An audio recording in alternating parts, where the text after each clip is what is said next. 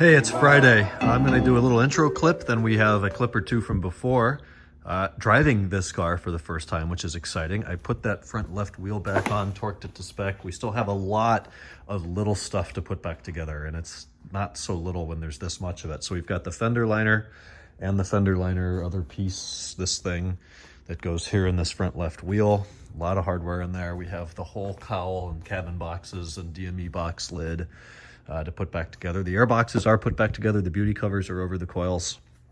There were a bunch of missing clips here that I replaced, so all of that's right. The only thing that's not correct are the bolts holding the expansion tank in are incorrect, but they work fine, and I probably don't have the right one, seeing that this is an E60, not an E39.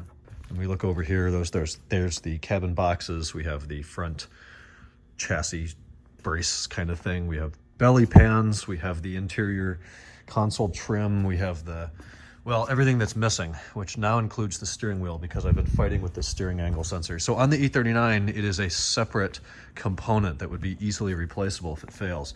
Here we have to remove the steering wheel, followed by, or the airbag, followed by the steering wheel, followed by the SCL module, which I assume is what I have out, and it's what bolts to this spidery looking frame in there. In addition to, of course, the black plastic trim that goes around that. And here's what you get when everything comes apart. So you have the stocks, which I actually really like how these install. They just have a connector on the back and you push them down into place. There's no wires you have to fiddle with. There's this cover thing that goes over the steering angle sensor. And then the steering angle sensor is here. This disc is incorporated into the entire SCL module. And then it goes, maybe there's a laser that rides in there and reads this electronic looking pattern on there. I don't even know. So I've ordered some deoxit that I will use to clean this. So it's an electronic contact cleaner, plastic safe as well. That'll be here Sunday. We'll get this cleaned and put back together. My guess is that will not work. We probably have a failed component over here is my guess, which would mean a new SCL.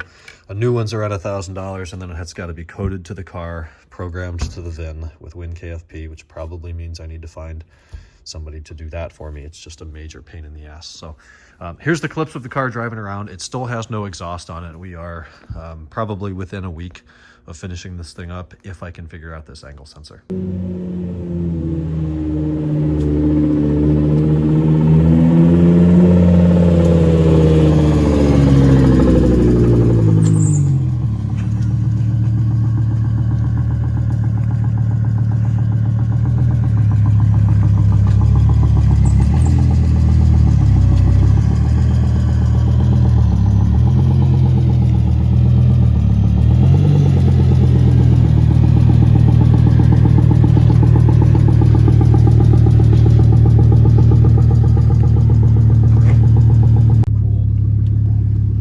Everything except ventilated.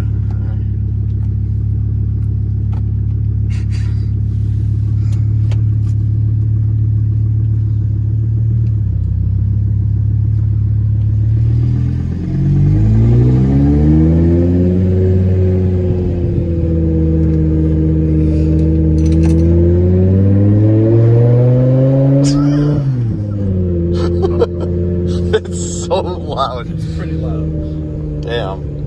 But it isn't actually as loud as like you said, it's not as much of a disaster as you thought it would be.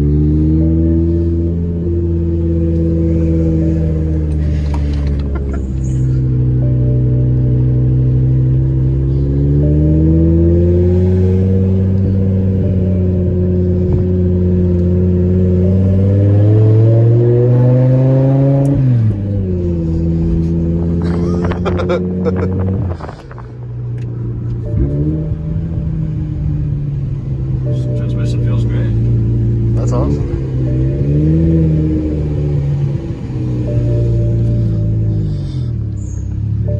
That's what I would call a good result. Yep. Nice. Although the steering angle sensor's not waking up, so now we'll put that on the scanner. Alright, sweet. Wow, that's an old one. Look at that. Does that say 1600? 1800? I don't know anything about those old cars. 1600 sounds like a model. Convertible. It's like pre-2002. Cool. All right, we're gonna get real geeky. It's 5 o'clock on my way home today, which means I've got some traffic to contend with, and to entertain me, I'm just going to talk for a few minutes. And somebody ran their windshield washer fluid, wiper washer things ahead of me, so now I've got spots. Yes, I'm on the Canon, not the iPhone. That's why it looks so much worse. Anyways, I drove the E60 for a couple days in a row. We were troubleshooting some codes in there that keeps coming up. It says DSC malfunction. Looks like it's a idle actuator thing, so I don't know, it's gonna suck. But I get used to that car for a little bit, and then I come back to this one, and then vice versa. It was weird to drive that for 2 or 3 days, and I just want to talk about some of those differences between, it's, you know, 3 model years would separate an 03 and an 06 M5, which are different chassis, and it's probably the most radical design change. Well, I don't know, 2010 to 2013 was just about as radical, from the E60 to the F10. Anyways, E39 to E60. I'm going to talk about what I like more about the E60 first. The steering. Okay? I've said for years that I prefer a box to a rack, and in the case of the E39, I still contend that that's true. The E39 racks, at least in my experience, and the E46 rack, they were just so loose and uncommunicative. I did not enjoy those. I think the steering box gives a lot better feel and response than the aforementioned racks. Now, the rack in the E60 is a different story. It is, I like the steering effort. It's razor sharp and precise. It's really good. And when you drive that car, you immediately feel, like immediately you can tell how much better the steering is. Now, it's not night and day, but it's dawn and noon. It's nice. Then the chassis. The E60 is a chassis, and I truly mean the chassis, not the style or design or materials. It's a better chassis than the E39. It's more rigid. It feels really good. Then we move on to the brakes. I like the brakes over there. I don't know, these brakes are good too. Maybe the E60s are a little bit tighter. Even with the stainless lines on this car, the brake pedal seems to be a little bit firmer. Now, the clutch in that car, and I love that it's a manual, and the manual's better than the SMG in nearly every way. Video to come on that soon when I have time. The clutch over there, I feel, is a lot harder to use. It does not communicate nearly as much as the E39 clutch does. It's lighter, it's springier, it is not as easy to actuate, especially when picking up like first gear. It's just really hard to do that without bogging it down or slightly over revving or clutch slipping at 1200 RPM, which I hate to do. I like about a 900 RPM pickup, but in that car it's more like 1000. So the clutch is something I like better over here. Also, I've got to say I prefer the S62 to the S85. I just went around a couple cars a minute ago, and that's what inspired this clip. I just flexed in 6th, and I was getting ready to be like, oh, I'm gonna downshift, and it pushed me back in my seat at 2300 RPM, and this thing just goes. It makes so much more torque than the S85 V10 does. Now, if you're willing to string the engine out all the time, the V10 of course makes another 100 horsepower over this car, and that 6 to 8500 RPM push absolutely blows this engine away. We tend to lose. The peak torque in this car is 3800, and it's a beautiful place to have peak torque. So I like this engine a bit better, unless you're just going to rev the balls off it all the time, which if you are responsible financially or physically of replacing rod bearings and things like that, you don't want to do very often because it just chews those engines up. The throttle in M mode in the E60 might be a touch more sensitive, although this is still quite good. With sport mode on, and especially the shark tune helps with that a little bit. I like these turn signals a lot better. I like this steering wheel better.